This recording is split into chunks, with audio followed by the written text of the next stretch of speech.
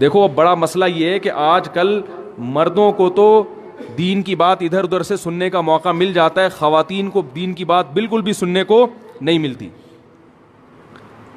تو اپنی خواتین کو کبھی کبھار تبلیغ میں لے کر نکلا کریں. نہیں آ رہی میرا خیال ہے بات. مستورات کی جو جماعت ہے نا, اس میں مشاہدہ ہے, 3 دن جب خواتین گزارتی ہیں نا اس میں, تو ایسا زبردست پردہ کرنا سیکھتی ہیں اور ایسے معمولات سیکھتی ہیں کہ وہ آپ 10 سال بھی ان کو تبلیغ کرتے رہو ان کی سمجھ میں وہ نہیں آئے. ہمارے ایک دوست تھے, انہوں نے اپنا واقعہ سنایا, کہہ رہے ہیں وہ آرمی میں, نیوی میں بہت بڑے افسر ہیں, لیفٹیننٹ کمانڈر, ریٹائر ہوئے ہیں ابھی. کہہ رہے ہیں تبلیغ والے میرے گھر آتے تھے, جماعت میں نکلو جماعت میں نکلو, میں سستی کرتا تھا. کہہ رہے ہیں پھر اللہ نے مجھے توفیق دی, میں نکلا, اپنی زوجہ کے ساتھ گیا, بیرون ملک سفر کیا اپنی بیوی کے ساتھ. تو اپنا واقعہ سنا رہے کہ مراکش ہماری جماعت گئی, وہاں پر ایک شخص, ایک خاتون ملی مکمل پردے میں, نمازی, پرہیزگار, ان کی گھر والوں سے ملی. تو اس خاتون کے شوہر نے, کہتے ہیں, مجھے بتایا کہ میری بیوی اتنی ماڈرن تھی کہ میں نے اس کو کہا کہ حج کرنے چلو, اپنے خرچے پہ تمہیں حج پہ لے کے جا رہا ہوں. اس نے کہا نہیں جاؤں گی کیونکہ وہاں اسکارف لینا پڑے گا.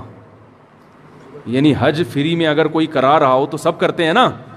کہہ رہے میری بیوی نے کہا کہ میں حج کرنے نہیں جاؤں گی کیونکہ حج پہ کیا لینا پڑتا ہے, سر پہ چادر. سر پہ چادر سے اتنی نفرت تھی کہ وہ اس وجہ سے حج کا اس نے انکار کیا. یہاں سے جب جماعت گئی ہے تو چند دن وہ خاتون جو ہے نا اس جماعت کی خواتین کے ساتھ بیٹھی, جب دیکھا کہ سب طرف پردے والی خواتین ہیں, تبلیغ میں خواتین اونچی آواز سے بات نہیں کرتی.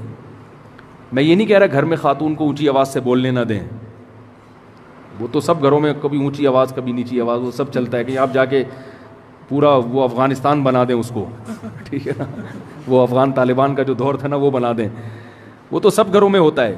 میں تربیت کی بات کر رہا ہوں نا, کہ کچھ وقت تو تربیت کے لیے چاہیے نا.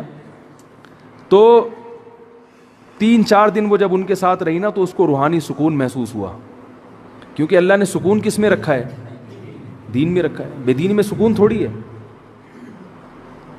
بہت سکون محسوس ہوا اس کو, تو سر پہ چادر لینا شروع کر دی. پھر 3 دن جماعت میں لگائے ہیں اور اس عورت نے ایسا پردہ کر کے دکھایا, اس کا شوہر حیران تھا کہ میں اس کو حج پہ لے جانا چاہتا تھا اور یہ حج پہ نہیں جاتی تھی. تبلیغ والے ایک بات کہتے ہیں نا کہ اگر آپ کسی کو بتاؤ کہ آم کا ذائقہ کیسا ہوتا ہے تو گھنٹے لگا کے سمجھاؤ گے, اس کی سمجھ میں نہیں آئے گا. ایک دن مجھ سے کسی نے سوال پوچھا, چند دن پہلے, ایک بڑا عجیب سا سوال پوچھا کہ آپ ناریل کی تعریف بتاؤ, ناریل کسے کہتے ہیں. میں نے کہا آپ بتا دو گلاس کسے کہتے ہیں.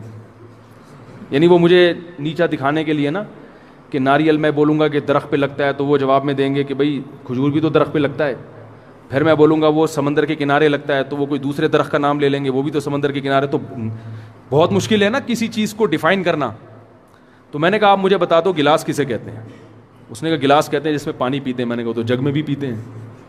میں گلاس کہتے ہیں نہیں وہ جو تھوڑا سا جگ سے چھوٹا ہوتا ہے. میں نے وہ کٹورا جو ہے نا پیالہ وہ بھی تو جگ سے چھوٹا ہوتا ہے.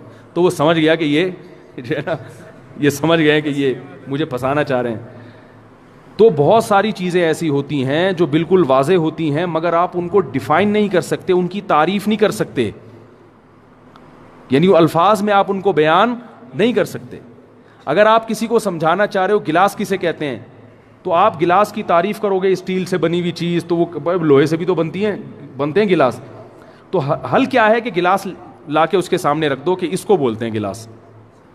جیسے ایک وہ میں واقعہ سناتا ہوں, ایک شاعر گزرا ہے فرزدق یا جاہز معتزلی کچھ وہ تھا, دونوں میں نام میں مجھے ابھی یاد نہیں ہے. وہ بہت ہی بدصورت تھا, بہت ہی بدصورت.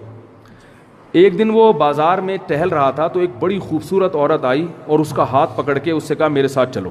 یہ بڑا خوش ہو گیا کہ مجھے تو دنیا میں کوئی کبھی پوچھتا ہی نہیں ہے, میری شکل اتنی خراب ہے, آج اتنی خوبصورت عورت مجھے لے کے جا رہی ہے. یہ چل پڑا اس کے ساتھ.